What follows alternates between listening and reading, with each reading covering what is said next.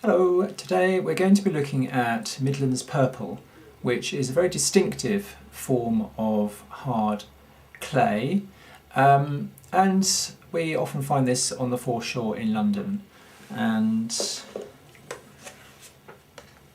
if you wanted to buy your butter 400 years ago, then instead of one of these, other makes are available, then you would have bought it in a pot made out of this material. So it's also known as butter pot ware because a large amount of the pots which were sent to London in the 16th, 17th and early 18th century did contain butter which came from the Midlands.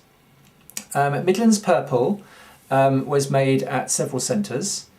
Ticknell is one, and Burslem, but it was also made in Chilvers Cotton, and they do find some kilns there, and Wednesbury and other areas. And there's a great article online which you can download for free, and I'll leave a link at the bottom, the end of this article or underneath, where you can find that. And that does have some very nice photos of the different fabrics which are found and made in each different centre. It's called Midlands Purple because it's basically a very purplish colour, so it's quite distinctive. It's stoneware, so it's like that very hard clay. Very distinctive purplish colour there all the way through, and it does have often a lot of inclusions, white or black little specks, like it's got pepper dusted through it, some white there. Also, you do get a reddish colour there sometimes. There's a few more bits there. But the bulk of it is very purple, and it's quite distinctive once you recognise it. There we are. Here are some Midlands Purple shards which I picked up over the years, so you can get a good idea of the range of colours and glazes. There are rilling marks and throwing marks there. You can see that sort of little black peppery effects. There's a nice large chunk of something which they've left in the pot there.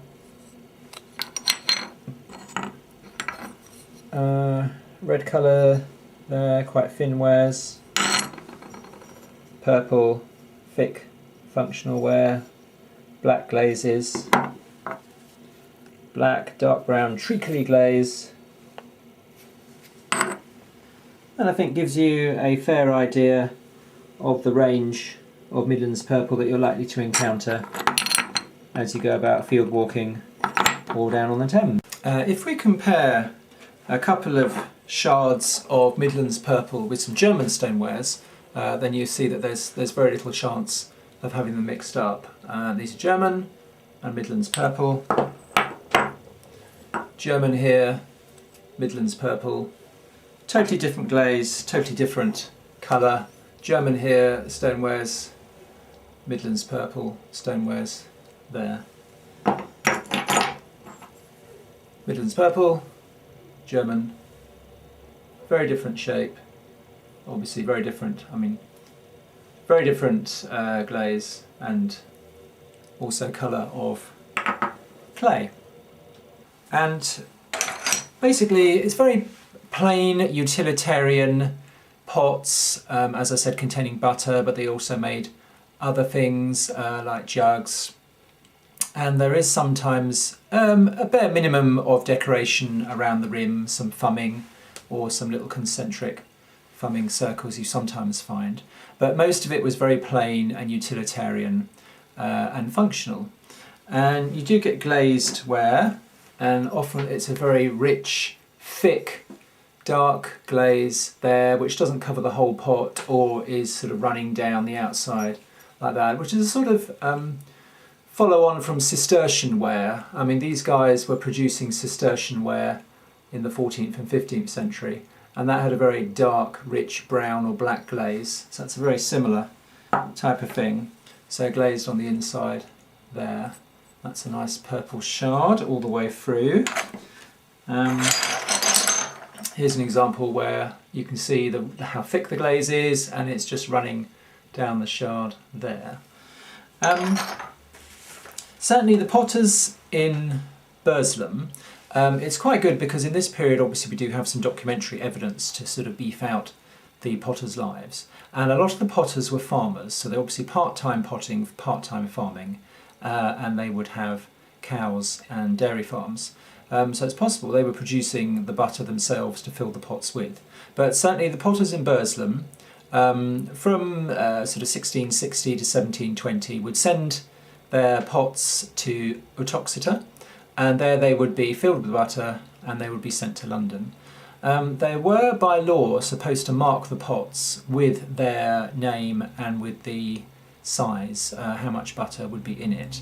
Very rarely do we find any marks on the clay, so it's presumably that they were marked maybe on a cloth cover over the top or something over the top, which would have the information on it. But I did pick up on the Thames that little shard there, which is marked Daniel. It's very faint, R Daniel, and there's Roman numerals underneath it, VI for 6. So I guess 6 is the measurement of how many pounds of butter was in the pot. A couple of these have been found in London, but they're not very common at all. There were R Daniels working in Burslem from about 1660 to 1720. So it's going to be that sort of period, this piece, and it's quite sort of purple on the outside and reddish on the inside. So that was a nice find there. The complete butter pots, I'll just post a picture here.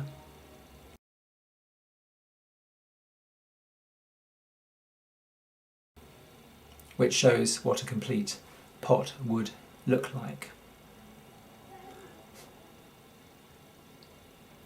Another maker who worked in Burslem was a certain Wedgwood, and he, together with other of his contemporaries, moved away from more functional wares, and using some of the experience that they got from making Midlands Purple, diversified obviously from the 1740s onwards. And obviously Wedgwood products are world famous and travelled all around the world. A couple of good books that I would recommend on this subject, as well as the free one that's online, follow the link and have a look at that, is Ticknell, Pots and Potters. That's by Janet Spavold and Sue Brown. And there's also this book, which is The Pottery Trade and North Staffordshire 1660 to 1760 by Lorna Wetherill, and that does cover those potters quite well, so I'd recommend any of those to read. Okay, I hope you've gained a small appreciation for Midlands Purple, and I'll be back with some more videos soon. Thank you.